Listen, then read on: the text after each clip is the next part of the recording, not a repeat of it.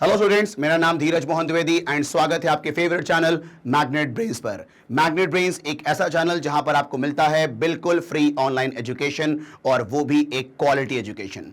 तो चलें, आज हम शुरू करेंगे आपके क्लास 12 फिजिक्स का जो चैप्टर है, chapter number 6, that is electromagnetic induction का एक important topic, that is experiments of Faraday and Henry.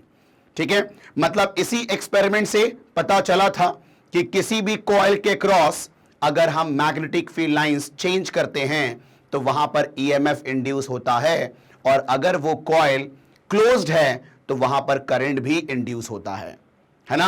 तो वो क्या है एक्सपेरिमेंट्स, चलो शुरू करते हैं। देखो, टोटल 3 एक्सपेरिमेंट्स हैं, है ना। तो पहला एक्सपेरिमेंट आपके सामने है, करंट इंड्यूस बाय मैग्नेट, मतलब कॉइल में हम करंट इंड्यूस करेंगे with the help of magnet. ठीक है, तो आप देखें यहां पर ध्यान से, ये है आपका सिंपल कॉइल, इसमें बहुत सारे टर्न्स हैं और इसके एंड में कनेक्टेड है गैल्वेनोमीटर जो डिफ्लेक्शन शो करेगा अगर उस कॉइल में करंट है तो। ठीक है, ये आपका है मैग्नेट, मान लो ये बार मैग्नेट है तो ये उसका नॉर्थ है, ये उसका साउथ है मान लो। अब हम उस मैग्नेट को मूव कर रहे हैं टुवर्ड द कॉइल। देखो क्या ऑब्जर्व किया गया कि जब मैग्नेट को मूव करना शुरू किया टुवर्ड द कॉइल तो देखा कि गैल्वेनोमीटर में डिफ्लेक्शन आ रहा है। इसका मतलब उसमें करंट इंड्यूस हुआ है ना, हाँ है ना। ठीक है, मतलब जब मैग्नेट को कॉइल के करीब लाना शुरू किया तो यहां पर गैल्वेनोमीटर में डिफ्लेक्शन दिखा, मतलब यह श्योर हो गया कि इसमें करंट इंड्यूस है। और जब इसको पास ला करके रोक दिया इसको, तो करंट वापस से 0 हो गया, मतलब गैल्वेनोमीटर में नल डिफ्लेक्शन आ गया। ठीक है, फिर क्या देखा कि जब मैग्नेट को दूर लेके गए, ठीक है, फिर से डिफ्लेक्शन दिखा, लेकिन इस बार ऑपोजिट डायरेक्शन में डिफ्लेक्शन दिखा, है कि नहीं। मतलब मैंने यह कहा कि जब मैग्नेट को करीब ला रहे थे तो गैल्वेनोमीटर में डिफ्लेक्शन दिखा, मतलब करंट इंड्यूस होगा उसके अंदर, और जब लाके रोक दिया तो वापस से नल डिफ्लेक्शन आ गया, मतलब करंट 0 हो गया। फिर जब दूर लेके गए तो फिर से करंट इंड्यूस हुआ, गैल्वेनोमीटर में डिफ्लेक्शन दिखा, लेकिन इस बार ऑपोजिट डायरेक्शन में दिखा, है ना। तो यहां से क्या कंक्लूजन निकला, ठीक है, कि जब तक मैग्नेट का मोशन होगा तभी तक उसके अंदर करंट इंड्यूस होगा, है कि नहीं। पहला तो यह कंक्लूजन निकला। ठीक है, तो वहां पर जब मोशन होगा तो करंट क्यों इंड्यूस हो रहा है वहां पर, तो जब हम मोशन कर रहे हैं मैग्नेट का विद रिस्पेक्ट टू कॉइल, तो मैग्नेट का मैग्नेटिक फील्ड लाइंस उसके अंदर से जो पास हो रहा है वो चेंज हो रहा है। आप देखो, ये इसकी मैग्नेटिक फील्ड लाइंस है जो इसके अंदर से पास हो रही हैं, ये जो फील्ड लाइंस हैं वो मैग्नेट की फील्ड लाइंस है, वो इसके अंदर से पास हो रही हैं। तो जैसे जैसे तुम उस मैग्नेट को करीब लाओगे तो number of magnetic field line through this coil change. जब हम पास लेके आएंगे तो फील्ड लाइन इंक्रीज होगा इसके क्रॉस, है कि नहीं। इंक्रीज हो रहा है मतलब चेंज हो रहा है, तो वहां पर करंट इंड्यूस होगा। और जब उसको करीब में लाके रोक दिया, है कि नहीं, तो उस समय क्या हुआ, भले इसका मैक्सिमम फील्ड लाइंस इसके अंदर से पास हो रही हैं, लेकिन वो चेंज नहीं हो रही है ना यार, चेंज होना जरूरी है। ठीक है, तो भले इसका मैक्सिमम फील्ड लाइन इसके अंदर से पास हो रही है लेकिन वो चेंज नहीं हो रही है, इसीलिए वहां पर करंट कितना हो गया, 0 हो गया। ठीक, उसके बाद जब दूर लेके जा रहे थे तो इसके across number of magnetic field lines decrease हो रहा था ना, है कि नहीं। तो डिक्रीज होगा मतलब वो भी एक चेंज है, तो उस समय भी करंट इंड्यूस हुआ है, बट इन ऑपोजिट डायरेक्शन। जब इंक्रीज हो रहा था उस समय जो डायरेक्शन ऑफ इंड्यूस करंट होगा उसके ऑपोजिट में करंट इंड्यूस होगा जब हम इसको दूर लेके जाएंगे। तो यह कहानी है कि नहीं। ठीक है, अच्छा, दूसरा एक और चीज उन्होंने ऑब्जर्व किया कि जब उस कॉइल को, मतलब कॉइल के रेस्पेक्ट में मैग्नेट को धीरे धीरे मूव किया, उस समय जो करंट इंड्यूस की वैल्यू थी वो ज्यादा निकली जब हमने मैग्नेट को तेजी में मूव किया। मतलब अगर आप मैग्नेट को ज्यादा तेजी से मूव करेंगे उस कॉइल के रेस्पेक्ट में, तो उस समय जो करंट इंड्यूस है वो ज्यादा स्ट्रेंथ की होगी। मतलब जितना जल्दी जल्दी चेंज कराएंगे मैग्नेटिक फील्ड लाइंस किसी भी कॉइल के क्रॉस, उतना ज्यादा करंट इंड्यूस होगा। मतलब the strength of induce current in a coil is directly proportional to rate of change of magnetic field lines across the coil। ठीक है, आप देखो इस वाले केस में जो करंट की वैल्यू थी वही इस वाले केस में जो करंट की वैल्यू है, तो सेकेंड केस में करंट की वैल्यू ज्यादा इंड्यूस हुई है क्योंकि वहां पर रेट ऑफ चेंज जो है मैग्नेटिक फील्ड लाइंस का वो ज्यादा है कि नहीं। तो ये चीजें ऑब्जर्व हुई यहां पर। ठीक है, तो जो यहां पर ऑब्जर्वेशन हुई है मैं उसको एक एक करके लिखता हूं यहां पर। ठीक है, अब देखो सुनो, पहला जो ऑब्जर्वेशन है, when magnet move toward the coil then magnetic field lines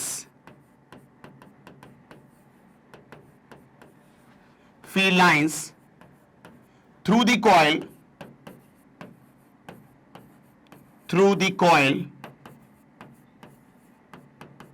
increases, that is change।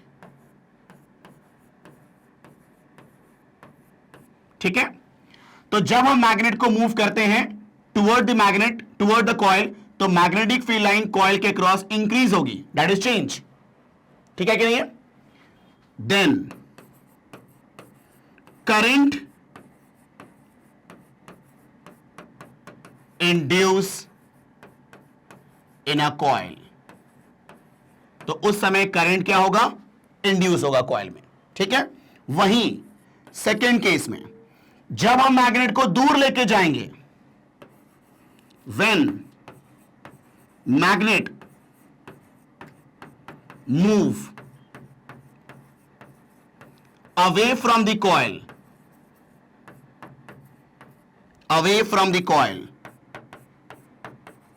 Then magnetic field lines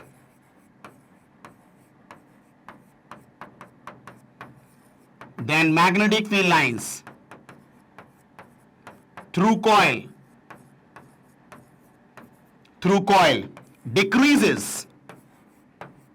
coil decreases, that is change, that is also change ना, डिक्रीज भी होना एक चेंज है। ठीक है, then current induce in a coil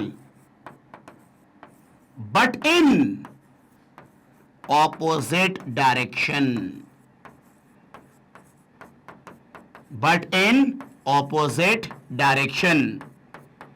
ठीक है, as compare to previous one, है कि नहीं? ठीक है, अब मेरी बात को सुनो।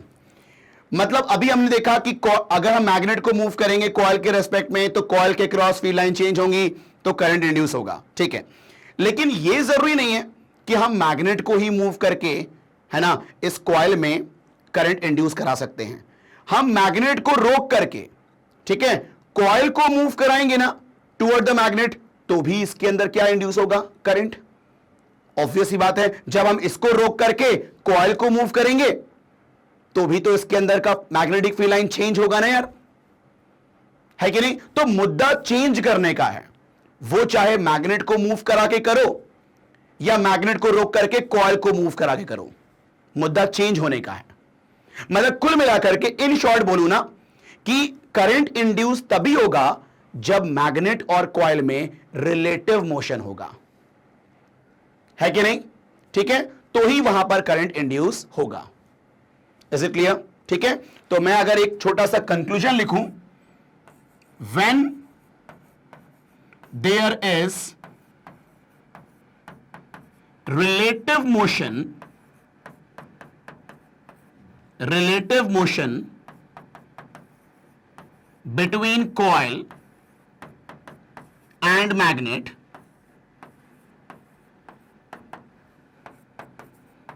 then only current induce in it. Current induce in it. ठीक है, मतलब दोनों के बीच में रिलेटिव मोशन होना जरूरी है, ठीक है, तो ही वहां पर करंट इंड्यूस होगा. Is it clear? तो ये था एक्सपेरिमेंट 1, है ना. आप लोग इसका स्क्रीनशॉट लें, फिर देखते हैं एक्सपेरिमेंट 2 क्या था, वहां से करंट इंड्यूस कैसे हुआ था. ठीक है, चलो चलें अब देखते हैं अपन नेक्स्ट एक्सपेरिमेंट. एक्सपेरिमेंट 2 में देखो, करंट इंड्यूस बाय करंट, मतलब यहां पर अब मैग्नेट का यूज नहीं कर रहे हैं हम लोग. ठीक है, हम लोग एक करंट कैरिंग कॉइल का इस्तेमाल करेंगे to produce current, to induce current in another coil. देखो ये जो आपका करंट कैरिंग कॉइल है, देखो यहां पर बैटरी कनेक्टेड है, तो ये करंट कैरिंग कॉइल है. और आपको ये तो पता होगा ना कि जो करंट कैरिंग कॉइल है वो भी एक मैग्नेट होता है. ठीक है, तो आप बताओ इसकी जो मैग्नेटिक फील्ड लाइंस होती हैं उसका पैटर्न ऐसे ही होता है ना, है ना. कोई अगर करंट कैरिंग कॉइल है तो उसके सेंटर पे मैग्नेटिक फील्ड कैसा होता है, बिल्कुल स्ट्रेट, और इसके एजेस पे क्या होते हैं, कंसेंट्रिक सर्कल. तो इसी फॉर्मेट में होगा आपका मैग्नेटिक फील्ड लाइंस. ठीक है, अब देखो मेरे पास एक करंट कैरिंग कॉइल है, मतलब एक मैग्नेट हो गया एक तरीके से, और मेरे पास एक और कॉइल है जिसमें करंट इंड्यूस कराना है. उसके एंड में क्या कनेक्टेड है, गैल्वेनोमीटर. ठीक है, तो जब हम इस कॉइल को, करंट कैरिंग कॉइल को मूव करेंगे इस कॉइल के रेस्पेक्ट में, तो बेसिकली एक मैग्नेट मूव हो रहा है ना इस कॉइल के रेस्पेक्ट में. तो जब हम इस करंट कैरिंग कॉइल को मूव करेंगे टुवर्ड दिस कॉइल, तो इसकी मैग्नेटिक फील्ड लाइन इसके अंदर से पास जो हो रही है वो चेंज होगी ना. जब हम पास लाएंगे तो number of magnetic field lines increase होंगी, मतलब यहां पर गैल्वेनोमीटर डिफ्लेक्शन शो करेगा, है कि नहीं. वहीं अगर इस कॉइल को हम दूर लेके जाएंगे तो फिर से इसमें करंट इंड्यूस होगा, लेकिन इन ऑपोजिट डायरेक्शन, है ना. तो यहां पर मैग्नेट की जगह पर क्या ले लिया, करंट कैरिंग कॉइल. तो बात तो एक ही है, वो भी तो एक मैग्नेट ही हुआ, है ना. उसको मूव करोगे विद रिस्पेक्ट टू कॉइल तो वहां पर number of magnetic field lines change होगा, तो करंट इंड्यूस होगा. सेम कहानी यहां पर भी. ठीक है, तो यहां पर मैंने क्या बोला, देखो पहला, when current carrying coil, when current carrying coil move toward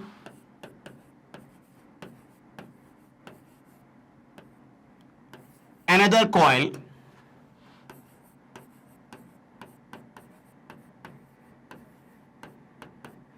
then magnetic field lines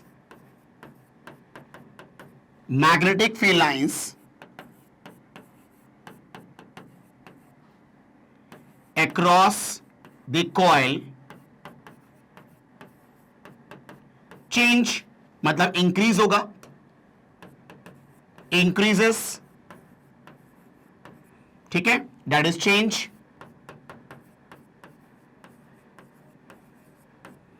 therefore यहां पर देखो, अगर हम यहां पर कॉइल को मूव कर रहे हैं इस अनदर कॉइल के रिस्पेक्ट में, उसके तरफ लेके जा रहे हैं, तो मैग्नेटिक फील्ड लाइन इंक्रीज होगा, मतलब चेंज होगा, मतलब करंट इंड्यूस होगा. Then current induce in a coil,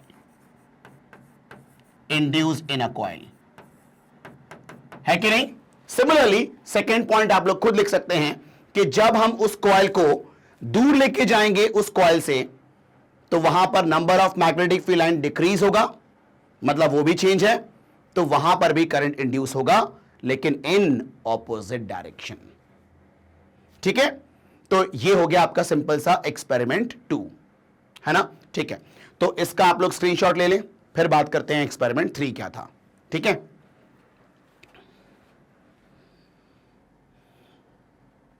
चलो अब देखो यहां पर एक्सपेरिमेंट 3। एक्सपेरिमेंट 3 में क्या है? Current induce by changing current. ठीक है, करंट को चेंज करके किसी और कॉइल में करंट इंड्यूस करवा रहे हैं। ठीक है, कैसे? थोड़ा सा ऑब्जर्व करना, मतलब ध्यान से सुनना आप लोग, तो समझ में आएगा। देखो आप ये बताओ, ये मेरे पास एक करंट कैरिंग कॉइल है, मतलब अभी ये सर्किट है, अभी मान लो इसमें करंट नहीं है। ठीक है, और ये वो कॉइल है जिसमें करंट इंड्यूस कराना है, जिसमें गैल्वेनोमीटर लगा हुआ है ना, उसमें करंट इंड्यूस कराना है। और ये हमारे पास एक और कॉइल है, इसकी मदद से इसमें करंट इंड्यूस कराना है अभी। ठीक है, बाय चेंजिंग करंट। अब ध्यान से सुनना आप लोग, देखो अभी मान लो इसमें करंट नहीं है, हमने यहां पर इसको ओपन करके रखा है की को। ठीक है, जैसे ही इस की को आप टैप करोगे, मतलब जैसे ही आप इस की को ऑन करोगे, ठीक, तुम बताओ इस कॉइल के क्रॉस करंट की वैल्यू इंक्रीज होगी ना? वो बात अलग है कि बहुत तुरंत ही करंट की वैल्यू मैक्सिमम हो जाएगी, लेकिन एक स्मॉल टाइम के लिए भी करंट इंक्रीज होगा ना, जीरो से लेके मैक्सिमम। देखो जैसे ही आप इसको टैप करोगे, ठीक है, तो इस सर्किट में करंट की वैल्यू जीरो से मैक्सिमम होगी। जल्दी होगी मैं मानता हूं, लेकिन करंट की वैल्यू इंक्रीज होगी ना इसमें। और अगर इसमें करंट की वैल्यू इंक्रीज होगी जब आपने टैप किया, तो इसका जो मैग्नेटिक फील्ड है वो इंक्रीज होगा, क्योंकि कॉइल का जो मैग्नेटिक फील्ड होता है वो करंट पर डिपेंड करता है। जितना ज्यादा करंट होगा उतना ज्यादा मैग्नेटिक फील्ड होगी। ठीक है, तो अब सुनना ध्यान से, जैसे ही आप इसको ऑन करोगे, करंट की वैल्यू जीरो से मैक्सिमम की तरफ जाएगी, तो इसका मैग्नेटिक फील्ड लाइन भी, इसका मैग्नेटिक फील्ड भी जीरो से मैक्सिमम की तरफ जाएगा। और इसका मैग्नेटिक फील्ड इससे लिंकअप है, तो जब इसका मैग्नेटिक फील्ड जीरो से मैक्सिमम जाएगा, तो इसके अंदर से पास होने वाला मैग्नेटिक फील्ड लाइन भी जीरो से मैक्सिमम की तरफ जाएगा, मतलब चेंज होगा, है कि नहीं? तो यहां पर इसके अंदर करंट इंड्यूस हो जाएगा। तो जैसे टैप करेंगे ना, फॉर अ मोमेंट इस गैल्वेनोमीटर में क्या दिखा? डिफ्लेक्शन दिखा। फॉर अ मोमेंट क्यों? क्योंकि बहुत ही कम टाइम में करंट की वैल्यू जीरो से मैक्सिमम हो जाती है। तो उस स्मॉल टाइम में करंट की वैल्यू जीरो से मैक्सिमम हो रही है, तो उसी स्मॉल टाइम में मैग्नेटिक फील्ड भी जीरो से मैक्सिमम हो रही है, तो उसकी मैग्नेटिक फील्ड इससे लिंकअप है, मतलब इसके across magnetic field line change हो रही है फॉर अ मोमेंट, है ना? तो क्या देखने को मिला कि जैसे ही हमने उसको टैप किया ना, एक मोमेंटरी डिफ्लेक्शन देखने को मिला इस गैल्वेनोमीटर में। क्यों? क्योंकि उस मोमेंट के लिए इसके across magnetic field line change हुई है, क्योंकि यहां पर करंट की वैल्यू जीरो से मैक्सिमम हुई है। मैं मानता हूं कि उसमें बहुत ही कम टाइम लगेगा, मतलब लेस देन 1 सेकेंड, ठीक है, और कम टाइम, लेकिन एक मोमेंट के लिए करंट की वैल्यू जीरो से मैक्सिमम हुई है कि नहीं? तो उसी मोमेंट के लिए उसके cross magnetic field line change हुआ है, मतलब उसमें करंट इंड्यूस हुआ है, और तुरंत तुरंत वहां पर डिफ्लेक्शन जीरो भी हो जाएगा। मतलब क्या हुआ? जैसे टैप किया ना, डिफ्लेक्शन वापस जीरो। क्यों? क्योंकि वहां पर एक मोमेंट में आपका करंट की वैल्यू जीरो से मैक्सिमम हुई है, तो उस मोमेंट के लिए ही उसके cross magnetic field line change हुई है कि नहीं? और जहां करंट मैक्सिमम हो गया, मैग्नेटिक फील्ड कांस्टेंट हो गया, तो उसका मैग्नेटिक फील्ड लाइन जो उसके अंदर पास हो रहा था वो भी कांस्टेंट हो गया, तो वापस से करंट जीरो हो गया, क्योंकि अब चेंज नहीं हो रहा, है कि नहीं? ठीक है, इन द सिमिलर वे जब हम इसको ऑफ करेंगे, जब हमने उस स्विच को ऑफ किया, जैसे ही स्विच को ऑफ करोगे ना इसके करीब में, तो फिर से मोमेंटरी डिफ्लेक्शन देखने को मिलेगा, लेकिन इन ऑपोजिट डायरेक्शन। ठीक है, तो जैसे ही इसको ऑफ करेंगे, ठीक है, स्विच को, तो वहां पर करंट की वैल्यू मैक्सिमम से जीरो की तरफ आएगी, तो मैग्नेटिक फील्ड लाइन भी मैक्सिमम से जीरो की तरफ होगी इसकी, और इसका मैग्नेटिक फील्ड इससे लिंक था, इसके अंदर से भी पास हो रहा था, तो इसका फील्ड लाइन भी क्या होगा, मैक्सिमम से 0 की तरफ आएगा, है कि नहीं? तो वहां पर भी चेंज है, मतलब वहां पर भी डिफ्लेक्शन देखने को मिला, लेकिन यह सब मोमेंटली होगा। तो जैसे ही ऑन करा, momentary deflection toward right, suppose जैसे ही आपने स्विच ऑफ किया, momentary deflection toward left, suppose, हाँ है ना? ठीक है, तो यह कहानी होती है। तो यहां पर हमने करंट को चेंज करके, यहां देखो, इसको ऑन किया, करंट चेंज हुआ 0 से मैक्सिमम, ठीक है, इसको ऑफ किया, करंट चेंज हुआ मैक्सिमम से 0। उन दोनों केसेस में मोमेंटरी डिफ्लेक्शन देखने को मिलेगा इस कॉइल में, है कि नहीं? ठीक है, तो यहां पर मैं लिखता हूं, देखो,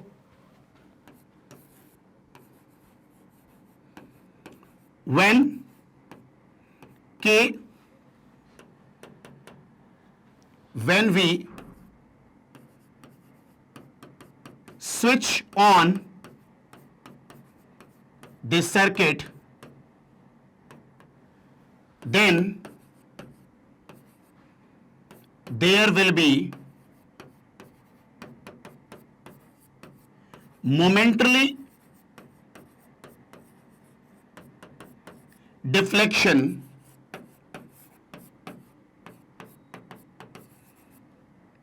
in galvanometer.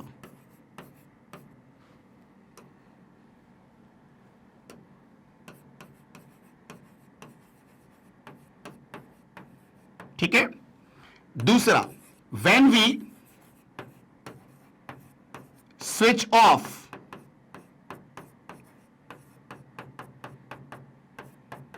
this circuit, then again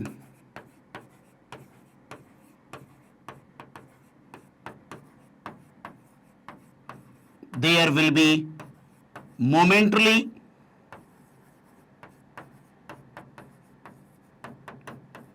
deflection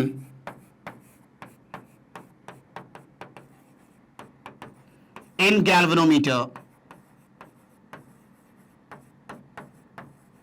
but in opposite direction.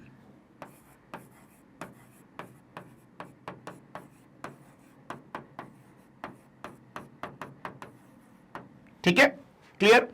तो जैसे स्विच ऑन करोगे, एक सडन डिफ्लेक्शन देखने को मिलेगा, एक मोमेंट का डिफ्लेक्शन देखने को मिलेगा। जैसे ही आप स्विच ऑफ करोगे, फिर से डिफ्लेक्शन देखने को मिलेगा, वो भी मोमेंट के लिए, है ना, लेकिन इन ऑपोजिट डायरेक्शन। तो ये मोमेंट का डिफ्लेक्शन क्यों होता है?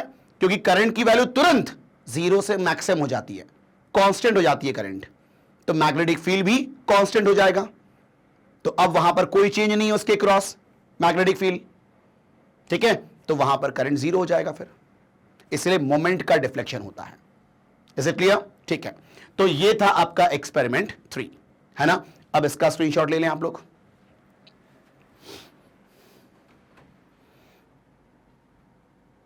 चले, तो यहां पर अपना ये जो 3 एक्सपेरिमेंट्स थे, ठीक है, हेनरी एंड फैराडे जी का, ये ओवर होता है, जहां से कंक्लूजन दे दिया गया कि अगर किसी भी कॉइल के across number of magnetic field lines change होगा, चाहे वो इंक्रीमेंट का चेंज हो, चाहे वो डिक्रीमेंट का चेंज हो, चेंज होगा तो करंट इंड्यूस होगा, और जितना जल्दी चेंज होगा ना, उतना ज्यादा करंट इंड्यूस होगा। ठीक है, तो ये थे आपके एक्सपेरिमेंट, है ना? तो बस ऐसे ही वीडियो को देखने के लिए आपको क्या करना है, सिंपल magnetbrains.com पे जाएं, या फिर जो मैग्नेट ब्रेन्स का यूट्यूब चैनल है वहां पर आप जाएं, वहां पर आपको ऐसे कोर्सेज बहुत आपको मिलेंगे। ठीक है, ये सारे कोर्सेज आपको इस प्लेटफॉर्म में मिलेगा, वो भी बिल्कुल फ्री। ऐसा बिल्कुल नहीं है कि 1-2 चैप्टर पढ़ने के बाद कोई कूपन लगाना हो या कोई पेमेंट करना हो, ऐसा बिल्कुल नहीं है। ठीक है, सारे कोर्सेज बिल्कुल फ्री ऑफ कॉस्ट अवेलेबल है। ठीक है, तो बस लास्ट में यही कहूंगा कि अगर आपको ये वीडियो पसंद आया हो और अगर आपको इस वीडियो से कोई नॉलेज मिला हो तो आप इसको लाइक ज़रूर करें, और अगर आप चैनल में नए हो तो आप इसको सब्सक्राइब जल्दी करें, ताकि कोई भी अपकमिंग वीडियो हो वो आपसे बिल्कुल मिस ना हो, और अपने दोस्तों के साथ इसको शेयर ज़रूर करें ताकि उनको भी इसका बेनिफिट मिल पाए। Thank you.